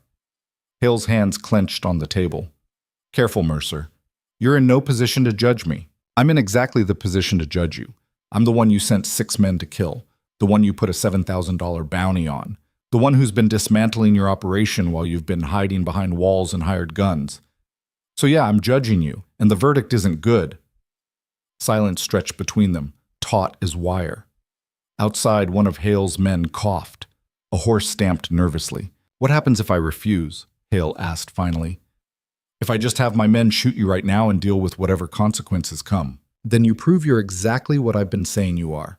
And every railroad executive, every federal marshal, every newspaper from here to the territorial capital will know it. Your partner Webb is already filing reports that question the land titles. The families you displaced are giving statements. The evidence is piling up, Hale. Killing me just adds murder to the charges. Webb is a minor functionary. His reports mean nothing. They mean enough that your deal's on hold pending investigation. I made sure of that. Hale's face went pale. You're lying. Am I? When's the last time you talked to your railroad contacts? When's the last time they confirmed the timeline for finalizing the purchases? Hale's jaw worked, grinding through the implications. He pulled a pocket watch from his vest, checked the time like it mattered, then put it away with hands that weren't quite steady. Even if what you're saying is true, he said quietly, even if Webb filed his concerns and the company's investigating, that doesn't end my operation. It delays it. And delays can be managed with the right incentives, the right pressure applied to the right people. You mean bribes, threats, the same tools you've been using all along. I mean leverage. Business runs on leverage, Mercer. You understand that, even if you pretend not to. Everyone has a price or a weakness. Find it, exploit it, achieve your objective. And what's your price, Hale? What would it take for you to walk away clean? Hale smiled, and for the first time it looked genuine. Not friendly. Nothing about Vernon Hale would ever be friendly, but real. There's no walking away. Not from something this big. The railroad's coming whether you like it or not. The route's been decided, the investment's made, the future written. I'm either part of that future or I'm crushed by it. Those are the only options. Then you're already crushed. You just don't know it yet. Big words from a man sitting across from me with 4 rifles pointed at his back. Those rifles don't change reality. They just delay it. And reality's coming for you fast, Hale. The family's talking, Webb investigating, federal marshals asking questions. How long before someone finds Garrett's real death certificate and compares it to the deed signature? How long before a territorial judge starts looking at your land acquisitions and sees the pattern? You built this empire on secrets and violence, but secrets don't keep and violence leaves bodies, and bodies tell stories. Hale stood abruptly, chair scraping loud in the quiet room. This conversation is over. Is it? Because you rode all the way here to have it. That suggests you're more worried than you're admitting. I came here to see if you were worth the bounty. You're not. You're just another idealist who thinks the world runs on fairness instead of power. It doesn't. It never has. And killing you will be easier than listening to more of your self-righteous speeches. Hale turned toward the door, and Cade spoke quietly to his back. I'm not trying to be righteous. I'm trying to give you a chance to end this before it ends you. Walk away, Hale. Disappear. Take whatever money you've got hidden and go somewhere the law won't follow. Because if you stay, if you keep fighting, you'll lose. Maybe not today, maybe not next week, but eventually. And when you lose, you'll lose everything. Hale paused in the doorway, silhouetted against the dim light from outside. You really believe that? I know it. I've watched powerful men fall before. They always think they're too smart, too connected, too essential, right up until the moment they're not. And you think you're the one who'll bring me down? No. I think you'll bring yourself down. I'm just making sure there's someone paying attention when you do. Hale walked out without another word. His men followed, rifles still ready, eyes locked on Cade like he might suddenly become dangerous now that their boss was leaving. Cade stayed seated, hands flat on the table, watching through the window as Hale and his men mounted up. They didn't ride toward the ranch, though. They headed east toward Redemption, toward where Hale thought the families were waiting. Cade stood, stretched muscles that had been tense too long, and walked to the back door. The night was cool, stars bright overhead, and somewhere in the distance a coyote howled its loneliness to the empty desert. The mare nickered when he approached, glad to see him alive. He untied her, swung into the saddle, and turned east as well, because Vane and his men were also heading to Redemption. And when Vane discovered the families had fled, when Hale arrived expecting to find leverage and found nothing, there would be a moment, brief, volatile, where both men would be off balance, angry, and looking for someone to blame. And Cade planned to be there to make sure they blamed each other. The ride to Redemption took 3 hours through darkness that felt thicker than usual, pregnant with the promise of violence. Cade pushed the mare harder than he liked, but timing mattered more than caution now. He approached the town from the north, circling wide to get a sense of who'd arrived first. Vane's horses were tied outside the church, 6 of them, tired and ill-tempered. No sign of Hale's group yet, which meant Cade had maybe 30 minutes before both parties converged on an empty town. He tied the mare in a stand of cottonwoods near the dried creek bed and moved in on foot. The church was dark, except for a single lantern burning inside, throwing shadows against the windows. Voices filtered out, Vane's among them, sharp with frustration. "Told you they'd be here. Hale's intelligence said—" Hale's intelligence was wrong. A different voice, older, less patient. "Place is empty. They cleared out." "Then where'd they go?" "How should I know? Could be anywhere. Mexico, California. Could have just scattered into the desert to die. Point is, they're not here, and we wasted a day chasing ghosts." Hale's not going to accept that. He needs those families. Without them, he's got no leverage on Mercer. Then Hale's got a problem. Because unless you got a crystal ball telling you where they went, we're done here. Cade heard chairs scraping, boots on floorboards. The men were preparing to leave, probably to report back to Hale that the plan had failed, which was when hoofbeats approached from the south. Hale, arriving right on schedule. Cade positioned himself in the shadows between 2 buildings, 30 yards from the church, with clear sight lines to both entrances. This was going to get interesting. Hale dismounted along with his 4 men, striding toward the church with the confidence of someone expecting good news. He pushed through the door, and Cade could hear the exact moment he realized something was wrong. "Where are they?" Hale's voice sharp and demanding. "Gone." Vane, flat and unapologetic. "Town's empty. Been empty for at least a day, maybe more." "That's impossible. My sources confirmed they were here." "Your sources were wrong, or the information's old. Either way, we got nothing." A pause, heavy with the weight of men recalculating their positions. Then Hale again, colder now. "You were supposed to secure them. That was your job." "My job was to find Mercer. You said the families were stationary, that they'd be easy to collect. You didn't say anything about them evacuating. Because they shouldn't have evacuated. They have nowhere to go, no resources, no—" Hale stopped abruptly. "Mercer. He warned them. He must have. If he warned them, he knew we were coming, which means someone told him the plan." "Are you suggesting I have a leak in my organization?" Vane's laugh was harsh. "I'm suggesting your organization isn't as tight as you think it is. Mercer's been 2 steps ahead this whole time. Burned your barn, compromised your railroad deal, and now he's moved the one piece of leverage you had. Face it, Hale. You're losing." The sound of a blow, flesh on flesh, someone stumbling. Then Vane's voice, low and dangerous. "Touch me again, and your men won't save you." "You work for me," Hale snarled. "You take my money, you follow my orders, and you don't talk to me like I work for whoever's paying. Right now, that's you. But the job was to bring in Mercer, not chase phantoms across the territory because your intelligence is bad. You want me to keep working? You pay for results I can actually deliver. You want to throw punches because you're frustrated? You can find another contractor." Silence. Cade could imagine the standoff, Hale and Vane locked in a battle of wills. Both men too proud to back down, but smart enough to recognize the cost of escalation. Finally, Hale spoke, quieter, but no less angry. "What do you suggest?" "We go back to basics. Forget the families. Forget the clever traps. Mercer wants a straight fight. We give him one. Put enough men on him that he can't slip away. Overwhelm him with force. Finish this. I've already tried that. Lost Crossing was supposed to be overwhelming force." "Lost Crossing was amateurs. I'm talking about professionals.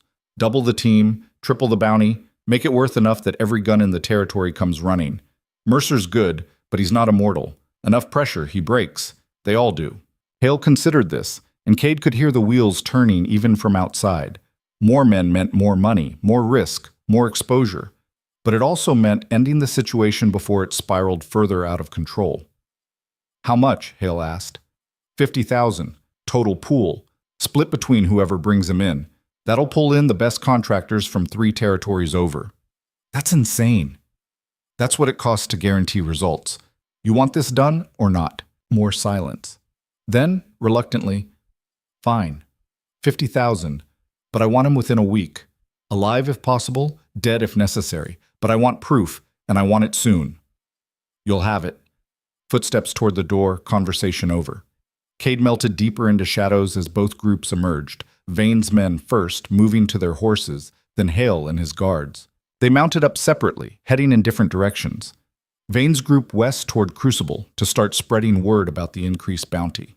Hale's group south toward his ranch, probably to count money and curse the drifter who'd turned his organized business into chaos. Cade waited until both groups were clear, then returned to his mare. The conversation had given him exactly what he needed.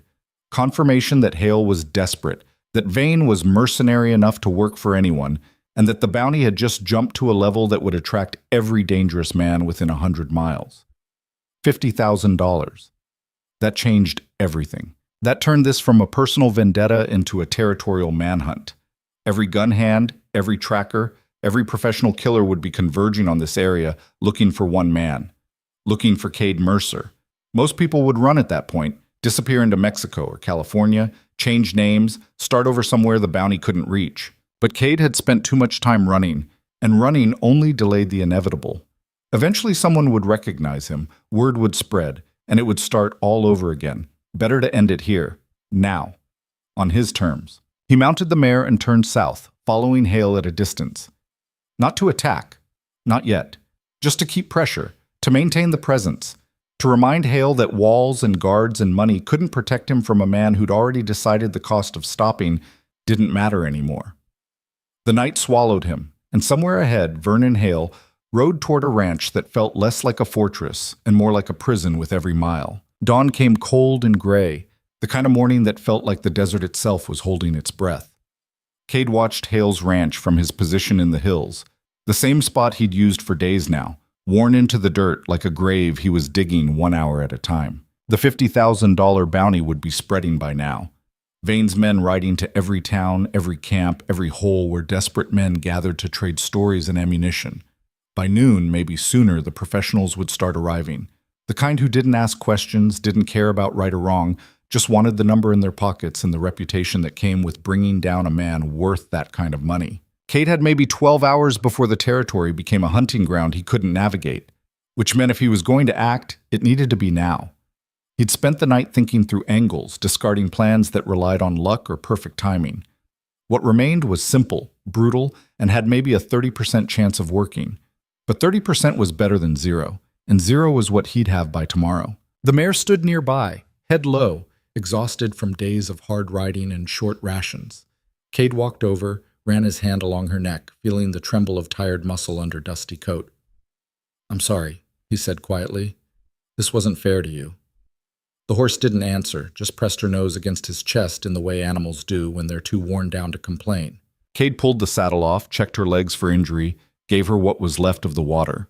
She'd earned better than being ridden to death in someone else's war. If this went wrong, when it went wrong, he corrected himself, at least she'd have a chance to wander down to the river, find grass, maybe get picked up by someone who'd treat her decent. He kept his gun, his knife, and 3 things from his saddlebag. The wanted poster with his face on it, a pencil stub he'd been carrying for months, and a single match wrapped in wax paper. Then he started walking toward Hale's ranch on foot. The sun climbed as he moved, heat building despite the early hour. By the time he reached the outer fence line, sweat was cutting tracks through the dust on his face, and his shirt was stuck to his back. He didn't bother with stealth this time, just walked straight up the main road toward the ranch house like he'd been invited. The guards spotted him at 100 yards. Shouting erupted, men scrambling for rifles, someone running toward the house to raise the alarm. Within 2 minutes, a dozen guns were pointed at Cade from various positions around the property. He kept walking, hands visible at his sides, the wanted poster held up in his left hand. "I'm here to see Hale," he called out. "Tell him Cade Mercer's at his front door, unarmed, ready to talk terms." "You're not unarmed," one of the guards yelled back. "I can see the gun." Cade stopped, unbuckled his gun belt slowly, and dropped it in the dirt. The Colt lay there, metal gleaming in the morning light, and Cade felt the absence of it like a missing limb. "Now I'm unarmed," he said. "Get Hale." The guards looked at each other, uncertain. This wasn't in their training. Targets weren't supposed to walk up and surrender. Finally, one of them disappeared into the house while the others kept their rifles trained on Cade, fingers on triggers, waiting for the excuse. 5 minutes passed. Then Vernon Hale emerged onto the porch, dressed like he was ready for a morning meeting instead of a confrontation. Behind him, more guards positioned themselves, creating a wall of armed men between Hale and the stranger who'd torched his barn and dismantled his empire piece by piece.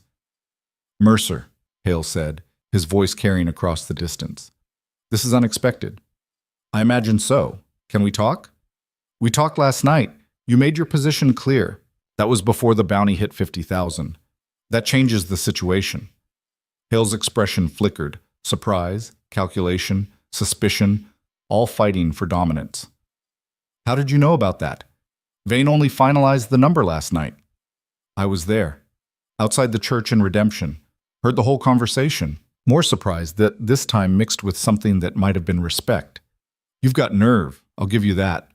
Walking into my ranch after eavesdropping on a private discussion about how much your head is worth. Nerve or stupidity hasn't been decided yet." Cade took a few steps closer, stopping when rifles tracked his movement. "Here's what I'm offering. You and me, alone, inside your house. No guards, no weapons, no witnesses. 30 minutes to work out a deal that gets us both out of this alive." "Why would I agree to that? I can have my men shoot you right now and save $50,000.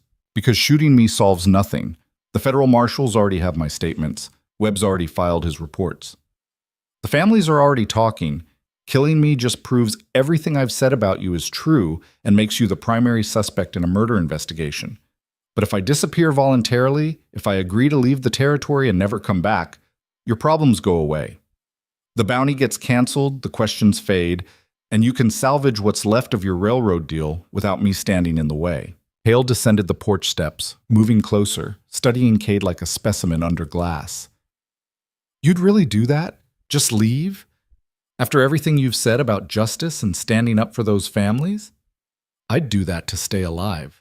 Turns out, I'm not as righteous as I thought. Turns out, when $50,000 in bounty money is about to bring every killer in 3 territories down on my head, righteousness feels a lot like suicide. It was a good lie. Built on truth, the bounty was real, the threat was real, and seasoned with the kind of self-preservation that men like Hale understood instinctively. Everyone had a breaking point. Everyone could be bought or scared into compliance. Hale wanted to believe it because believing it meant winning. "What guarantees do I have that you'll keep your word?" Hale asked. "Same guarantees I have that you won't just shoot me the moment we're alone." "None. This is a trust transaction, Hale. We both take the risk or we both keep fighting until one of us is dead." Hale considered this, weighing odds, calculating benefits. Finally, he nodded. 30 minutes. No weapons, no guards. But if this is a trick, then your men will hear the gunshot and find my body. I understand the terms. Hale gestured toward the house.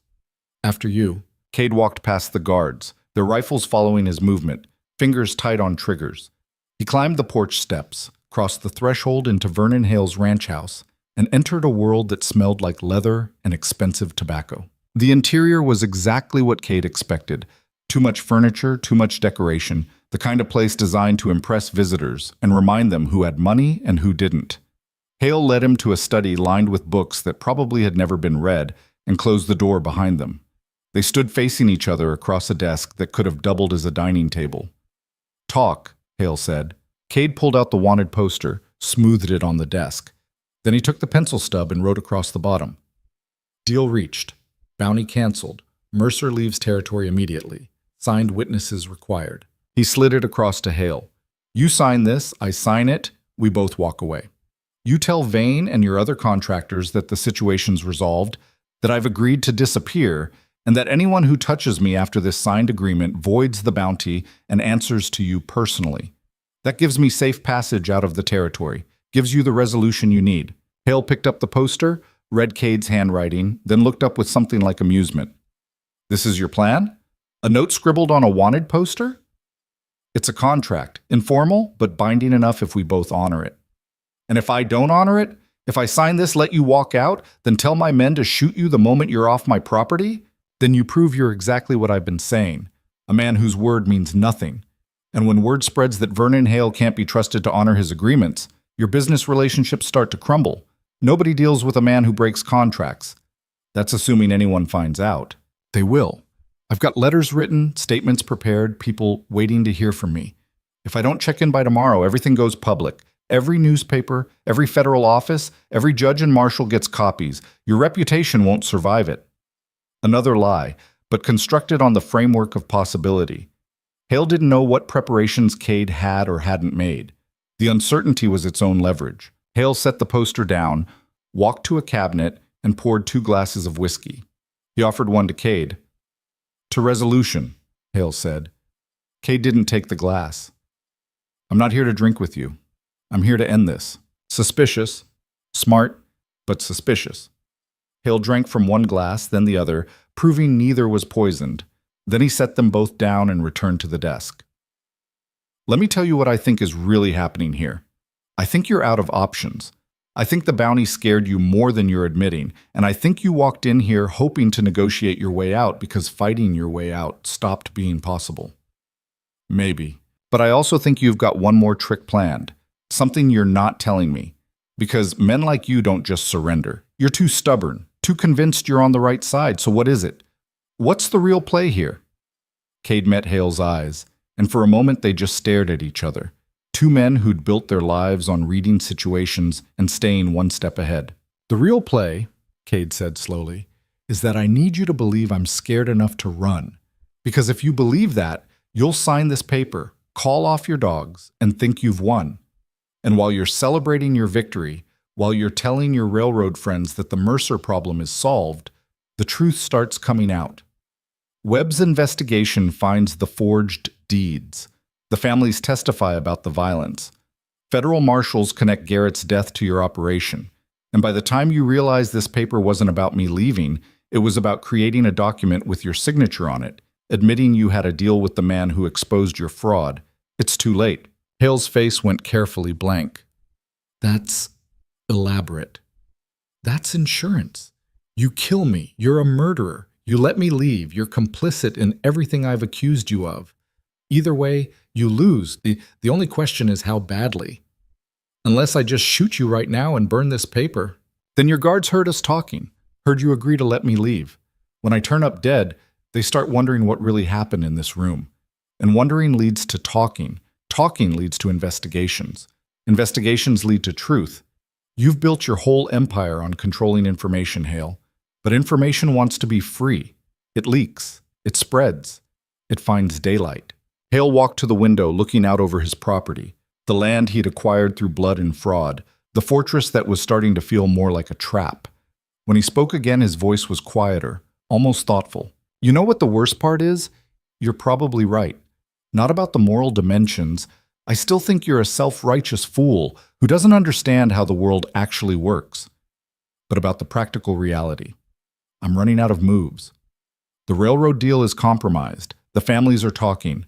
Webb's investigating, and now there's a $50,000 bounty that's going to attract so much attention that even if someone kills you, the questions won't stop. So call it off, Cade said. Cancel the bounty, return the land, compensate the families. You're rich enough to absorb the loss. Take what you can salvage and walk away while you still have a reputation to protect. Hale turned from the window and his smile was bitter. You really don't understand, do you? It's not about the money. It never was. It's about building something larger than myself. About leaving a mark on this territory that says Vernon Hale was here and mattered. The railroad was supposed to be my legacy. Towns growing up along the route, commerce flowing, my name on plaques and dedications. That's what I wanted. That's what you're taking from me. I'm not taking anything. I'm just refusing to let you build it on graves. Same thing. from where I'm standing. They stood in silence, the weight of irreconcilable positions settling between them. Outside, guards moved through their routines, unaware that everything they'd been working toward was crumbling inside a study where two men couldn't find common ground. Finally, Hale picked up the wanted poster, pulled a pen from his desk, and signed his name across the bottom. His handwriting was precise, controlled, the signature of a man who'd signed thousands of documents and knew the weight each carried. "There," he said, sliding it toward Cade. "Your insurance policy. My admission of whatever you think it proves. Now get out. Take your moral victory and leave before I change my mind." Cade didn't touch the paper. "I need you to actually cancel the bounty. Tell Vane, tell your men, send word to every town and camp. Make it official." "Why? You've got what you wanted." "Because until that bounty's canceled, I'm still a target, and targets don't make it very far before someone collects." Hale stared at him, working through the logic, recognizing the trap within the trap. If he canceled the bounty, he admitted the deal was real. If he didn't, Cade would never leave and the situation would continue escalating. "Fine," Hale said finally. He walked to the door, opened it, called for one of his guards. "Get Vane. Tell him the Mercer bounty is canceled immediately. Anyone who touches Mercer after this moment answers to me personally. Spread the word to every contractor, every town, everywhere the notice was posted." The guard looked confused, but nodded and left. Hale closed the door again. "Satisfied?" he asked. "Getting there." Cade finally picked up the signed poster, folded it carefully, and tucked it inside his shirt. "One more thing. The families Hale displaced. They get their land back, or they get fair compensation. Real compensation, not the pittance you offered before." "Absolutely not. That's too far. That's the price of me actually leaving. You want me gone, you make things right with the people you wronged. Otherwise, I stay, and we both see how this plays out." Hale's jaw clenched. "You're pushing your luck. I'm negotiating. You understand negotiation." Another silence. Longer this time. Then Hale nodded, sharp and angry. "Fine. The families get their land back or fair market value, but then you're gone. Permanently. I hear you're even thinking about coming back to this territory. I'll put 100,000 on your head and hire every gun from here to Texas." "Deal." Cade extended his hand. Hale looked at it like it was poisonous, then shook it quickly, gripped too tight, trying to salvage some dominance from a situation where he'd been outmaneuvered at every turn. "Get out of my house," Hale said. Cade walked to the door, paused with his hand on the frame. "For what it's worth, Hale, you could have been something better. You had money, connections, influence, could have built that legacy you wanted without hurting people. Could have been remembered as the man who brought progress instead of the man who brought pain. That was your choice. You made the wrong one. Save your judgment for someone who cares. You're a drifter with a gun and delusions of righteousness. I'm a builder. History will remember me. You'll just disappear." "Maybe. But I'll sleep better." Cade walked out, through the guards who watched him with confused hostility, down the steps, across the dirt to where his gun belt still lay. He picked it up, buckled it on, felt the familiar weight settle against his hip. Nobody shot him. Nobody moved to stop him. He walked north, away from the ranch, toward the hills where the mare waited. Every step felt like tempting fate, like the bullet would come any second. But it didn't. Hale had given the order, and for now at least, his word held weight. Cade found the mare grazing on tough grass near the dried creek bed. She lifted her head, ears forward, and he could swear she looked relieved to see him. "We're leaving," he told her. "For real this time. No more fighting, no more running, just distance." He saddled her slowly, checking the cinch twice, making sure everything was secure. Then he mounted and turned east, toward the railroad camp where Webb and the families were negotiating futures that might actually include justice. The ride took most of the day. By the time Cade reached the camp, the sun was dropping toward evening, and his body was reminding him that he hadn't eaten properly in 3 days or slept more than 2 hours at a stretch in a week. He found Webb in the main tent, hunched over maps and documents, looking like a man who'd aged a decade in the few days since they'd talked on the road. Webb looked up, recognized Cade, and actually smiled. "Mercer, I heard about the bounty. Glad to see you're still breathing. For now. How are the families?" "Settled temporarily. We've got them in guest tents providing meals, basic necessities, but the situation's complicated. The company's investigating Hale's land acquisitions, and that process could take months." It won't take months. Hale signed an agreement to return the land or provide fair compensation. I've got his signature on paper. Webb's eyes widened. He actually agreed to that? Didn't have much choice. His options were running out. Can I see it? Cade pulled out the wanted poster, unfolded it, and showed Webb the handwritten agreement and Hale's signature. Webb studied it, read it twice, then laughed, sharp and disbelieving. You got Vernon Hale to sign a confession on your own wanted poster. I don't even know what to call that. I call it insurance, you call it evidence. Either way, it's leverage to make sure those families get what they're owed. Webb nodded slowly. I'll take this to my superiors. Push them to expedite the investigation. Use Hale's signature as admission of wrongdoing. It might actually work. It will work, because if it doesn't, I'll make sure everyone knows the railroad company protected a land thief at the expense of the families he victimized. That's not the kind of publicity corporations like. You're learning how this works.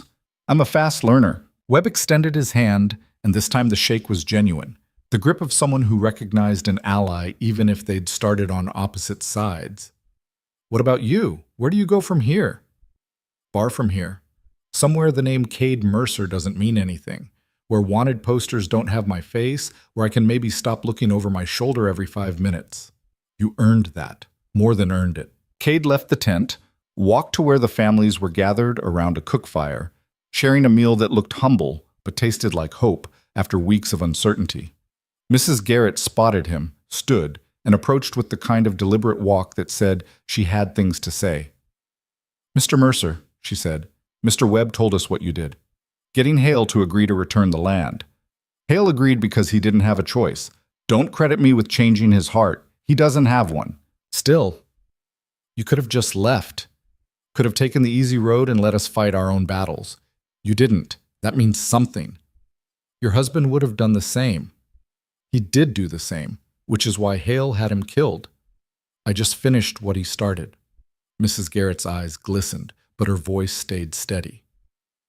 Thomas always said that one person standing up was worth more than 100 people staying silent. I think he'd be glad you were the one who stood. Cade didn't know what to say to that, so he just nodded and excused himself. Gratitude made him uncomfortable. It implied he'd done something noble instead of just refusing to walk away from something that was wrong. He found a quiet spot at the edge of camp, sat with his back against a rock, and watched the sun finish its descent. The sky turned colors that didn't have names, burning through oranges and purples before settling into the deep blue that preceded true darkness. Tomorrow he'd ride. Put miles between himself and this territory, between himself and the name he'd carried for too long. Maybe head to California, find work on a ranch where nobody asked questions about the past. Maybe just keep drifting until he found a place that felt different enough from everywhere else that he could pretend to start over. The mare grazed nearby, finally relaxed, finally believing they might actually rest instead of run. Cade closed his eyes, let exhaustion pull at him, and for the first time in longer than he could remember, he slept without his hand on his gun. 3 days later, word reached the camp that Vernon Hale had been arrested.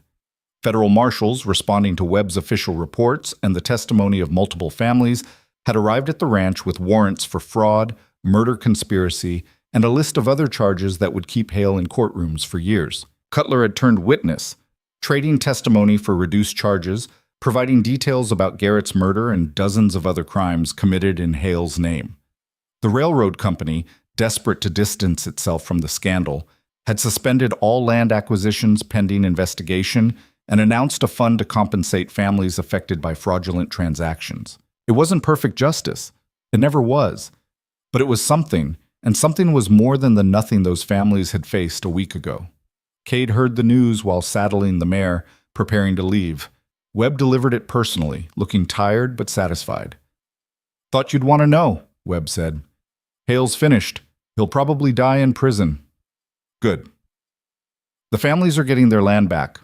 We're finalizing the paperwork now." "Also good. And the company's withdrawing the route from this corridor. Too much controversy, too much legal exposure. They're looking at alternatives 50 miles north." Cade paused in checking the cinch. "So all of this, the fighting, the bodies, the families displaced, it was for nothing? The railroad's not even coming?" "Not here, no. But that's not nothing, Mercer. That's those families getting to keep their lives, their land, their futures. That's Vernon Hale facing consequences instead of buying his way out. That's the system working, even if it took someone like you to force it. Cade finished with the saddle, ran his hand along the mare's neck. The system didn't work. One man stood up and got killed for it. Another man got lucky and survived long enough to make noise. That's not a system. That's chaos with occasional favorable outcomes. Maybe, but I'll take occasional favorable outcomes over guaranteed injustice. Fair enough. Webb pulled an envelope from his jacket, offered it to Cade. The company authorized a reward for bringing the fraud to light. It's not much, $500, but it's something. Cade looked at the envelope, didn't take it. Give it to the families. They need it more. Mercer, I didn't do this for money. I did it because walking away felt worse than staying. Don't complicate it with rewards. Webb nodded, tucked the envelope away. Where are you headed? Away. That's all I know. If you ever need work, need a reference, need anything, the railroad owes you. I owe you. Just send word. I appreciate that. But I'm done with this life. Done being the man people point guns at. Time to find out if I can be someone else. They shook hands one last time, and Cade mounted up. The mare was fresh, eager, ready to cover ground without the weight of pursuit driving her forward. Cade turned her north toward the border, toward territory he'd crossed a dozen times, but never with the feeling that maybe, possibly, he was riding toward something instead of away from it. The desert spread out before him, vast and indifferent, offering neither welcome nor warning. Just space, just distance, just the possibility that far enough could eventually become somewhere new. He rode through morning, through afternoon, through the slow fade into evening, made camp in a canyon that offered water and shelter, and the kind of privacy a man needed when he was trying to figure out who he'd be if he stopped being who he'd been. The fire burned low, pushing back darkness that felt less threatening than usual. Cade sat watching flames dance and thought about Thomas Garrett, about families displaced and reunited, about Vernon Hale sitting in a cell learning that money didn't buy freedom from consequences. He thought about the bodies at Lost Crossing, about Cutler's fear, about Vane's cold professionalism, about all the men who'd chosen violence as profession and how few of them lived long enough to regret it. And he thought about himself, a drifter with a gun, a wanted poster, and the stubborn refusal to walk away when walking away was the smart play. He'd never be a hero. Heroes didn't exist outside of stories people told themselves to feel better about the world. Real life was messier, compromised, built on choices between bad options and worse ones. But maybe, occasionally, a person could choose the bad option that helped someone else, could stand up when standing up cost something, could refuse to let powerful men crush powerless ones without at least making them work for it. It wasn't righteousness. It wasn't justice. It was just the bare minimum of human decency, applied in a place where decency was rare enough to be remarkable. And if that was all Cade Mercer ever amounted to, one man who said no when yes was easier, maybe that was enough. The fire burned down to coals. The stars wheeled overhead in their ancient patterns, indifferent to human drama below. Somewhere, families were rebuilding lives on land they'd thought they'd lost forever.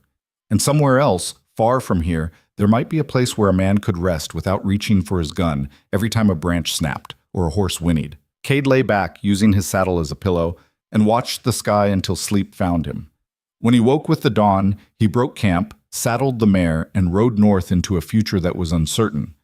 But for the first time in longer than he could remember, felt like it might contain something other than the next fight. The desert had taught him many things over the years. How to read tracks, how to find water, how to stay alive when everything wanted you dead. But the most important lesson was simpler, harder, and more valuable than all the rest. Sometimes the right choice wasn't the safe one. Sometimes standing still was braver than running.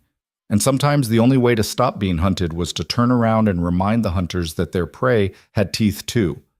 Vernon Hale had learned that lesson the hard way. So had Cutler, Vane, and every hired gun who'd thought Cade Mercer was just another target worth whatever the bounty promised. They'd been wrong, and their wrongness had cost them everything. Cade rode on, leaving the territory behind, carrying nothing but a horse, a gun, and the knowledge that he'd done what needed doing when it needed doing. It wasn't glory. It wasn't redemption. It was just a man choosing to be decent in a world that rarely rewarded decency. And in the end, that would have to be enough.